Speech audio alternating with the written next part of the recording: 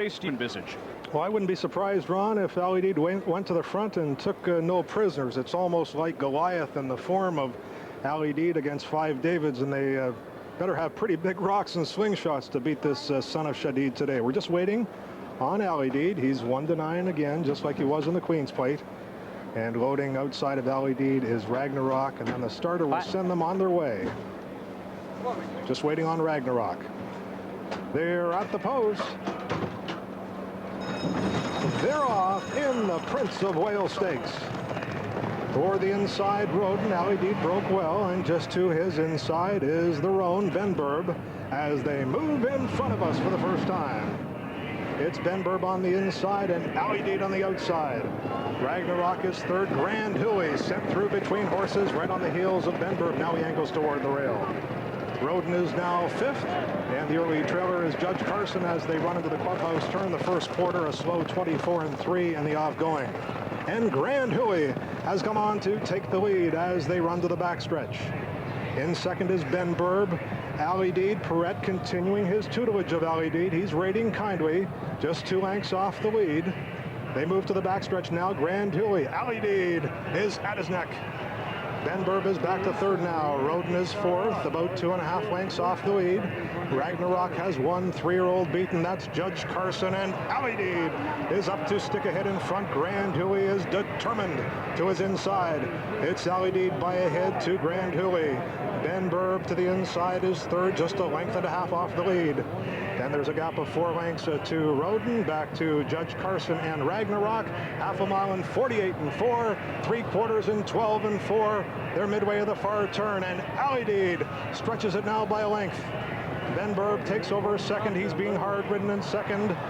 Grand Huey is third. Roden, Judge Carson's beginning to pick it up. They're inside the quarter pole. It's Alydeed, Benburb in hot pursuit on the outside. It's Alydeed on the inside, and Benburb right at his neck. Benburb on the outside. Alydeed put to a full-out drive. It's Benburb and Alydeed inside the final furlong. Alydeed, Perret is asking him for everything he has. Benburb on the outside, very determined. Now it's Benburb by a head. A monumental upset in the making. Benburb wins the Prince of Wales Stakes to Alydeed, with Judge Carson third, Roden fourth, Grand Huey and Ragnarok was last. Well, upsets do happen in racing, Ron and Jim. This one completely unexpected. Benburb and jockey Larry Attard. Is Attard ever related? They defeat the mighty Alydeed. The running time 1:57 2/5. Dan Loisel, thank you. What a tremendous call. What a stunning turn of events here at Fort Erie. And there you see Sid Attard and Steve Stavro making their way down. Sid's happy, and Larry Attard's the brother who's won it on Benburb. So that tells you what a monumental occasion, Jim. What a roar from this crowd coming down the stretch. They were happy to see a great race. They were almost stunned, but they were vocally stunned that this horse had such a match for the great Alydeed. Let's not take anything away from Alydeed. He ran a great race. He may not have been on a racetrack he liked. The running time was decent, 1:57 2/5. That's not too far off the record of Big Blunder at 1:56, and of course the track is really off. And this horse stayed very close to the pace in striking position, and the course seemed to be a little bit tiring, and Alydeed, once in front, he couldn't maintain his position. Talk about things going right for Steve Stavro. His stable is at the top of all stables in Canada this year. Phil England has done a great job since coming over.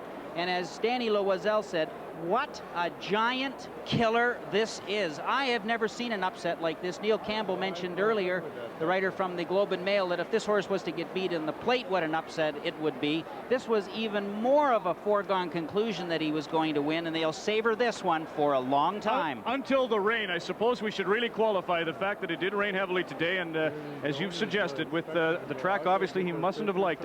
Craig Perret just couldn't get anything down the lane.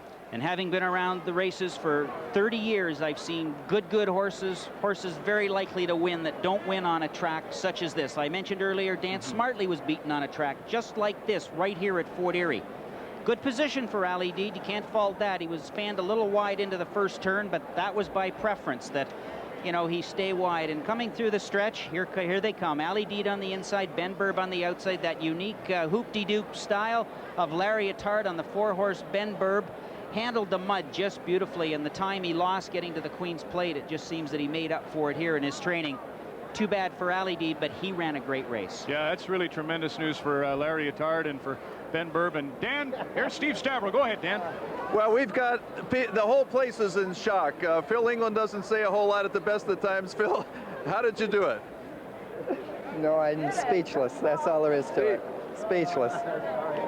It's just great. We're very pleased. That's all. Steve Stavro, you are having the type of season that you've dreamed about for many, many years. We've got the replay coming up as you see your gray horse. Give us your reaction, Steve. Here he is coming to the wire.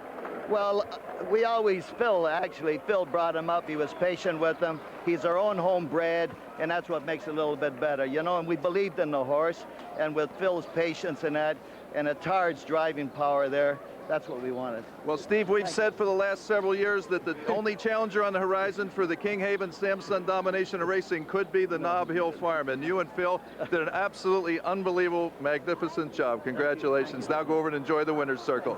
Ron, back to you. Well, Dan, this means that Alydeed is now tied with 8 points atop the standings in the run for the bonus. The Bank of Montreal's Triple Crown bonus is $200,000. It raises all kinds of questions, Jim, with regard to what do you do now with Alydeed? Do you skip the third jewel, the Breeder Stakes, and go south? Well, of course, there's still a $200,000 bonus for the horse that gets the most points. Before 2 minutes ago, we weren't talking about these two horses in the same breath, but all of a sudden statistics bring them closer together than some would hope that they really do belong. But can't take anything away from Benburb. Of course, Alydeed has the option now of heading off to the Travers. Don't forget the 3-year-old division is vulnerable in the United States right now. The Kentucky Derby winner, the Preakness winner, and the Belmont winner are all shelved right now, and that leaves it wide open for Alydeed to go down there. We just saw him come back under the walkway next to us here. He was slow coming back, but he looked like he was just fine. He got a little bit of a raspberry from the crowd, but I think it was the kind of raspberry that Gordie Howe used to get. You know, you really respect him, and we're really happy that he performed well, even if he did lose. Great, Jim. All jockeys wear silks except those who ride for Steve and Sally Stavro. They wear satins. That beautiful blue and gold will be painted upon the jockey, the concrete jockey, just out front as a memento of this victory, and we'll continue to expand upon it and what the future will hold when we continue from Fort Erie.